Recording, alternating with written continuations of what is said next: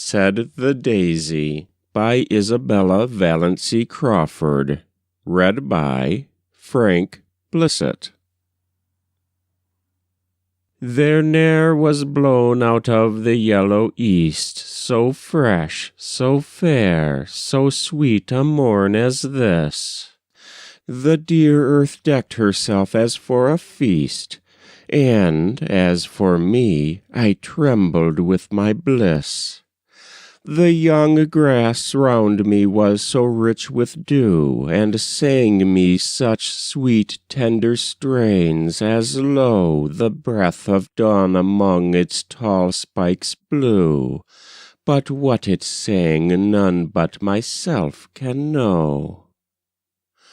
Oh, never came so glad a morn before, so rosy dimpling burst the infant light, so crystal pure the air the meadows o'er.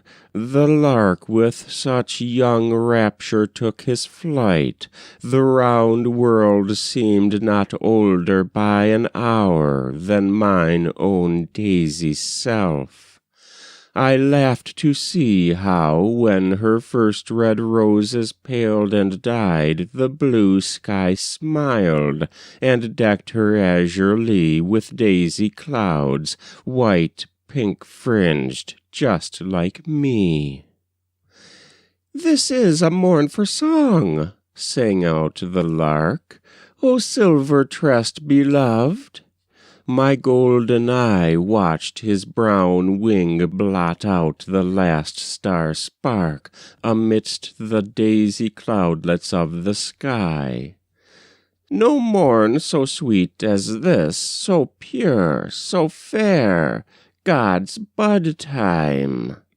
So the oldest whitethorn said, and she has lived so long, yet here and there such fresh white buds begem her ancient head.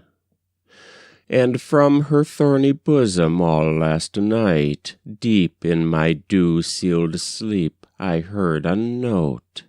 So sweet a voice of anguish and delight, I dreamed a red star had a bird-like throat, and that its rays were music which had crept mid the white-scented blossoms of the thorn, and that to hear her sing the still night wept with mists and dew until the yellow morn. I wonder what the song he sang that seemed to drown in melody the vales. I knew my lark's song as he skyward sprang, but only roses know the nightingale's. The yellow cowslip bent her honeyed lips and whispered, "Daisy, wert thou but as high as I am, thou couldst see the merry ships on yon blue wondrous field blown gaily by." A gay small wind, arch as a ruddy fox, crept round my slender, green and dainty stem, and piped, "Let me but shake thy silver locks, and free thy bent head from its diadem of diamond dew, and thou shalt rise and gaze, like the tall cowslips, o'er the rustling grass on proud, high cliffs, bright strands the sparkling bays, and watch the white ships as they gaily pass. Oh, while thou mayst keep thou thy crystal dew," said the aged thorn, where sang the heart of night, the nightingale.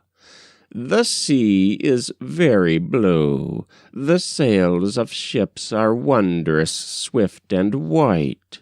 Soon enough thy dew will sparkling die, and thou, with burning brow and thirsty lips, wilt turn the golden circle of thine eye, nor joy in them on ocean and her ships."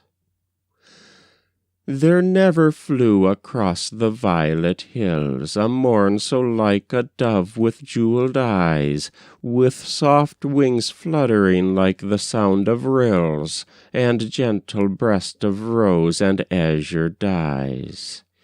The purple trumpets of the clover sent such rich dew-loosened perfume, and the bee hung like a gold drop in the woodbine's tent. What care I for the gay ships and the sea? That was Said the Daisy by Isabella Valancy Crawford. Read by Frank Blissett.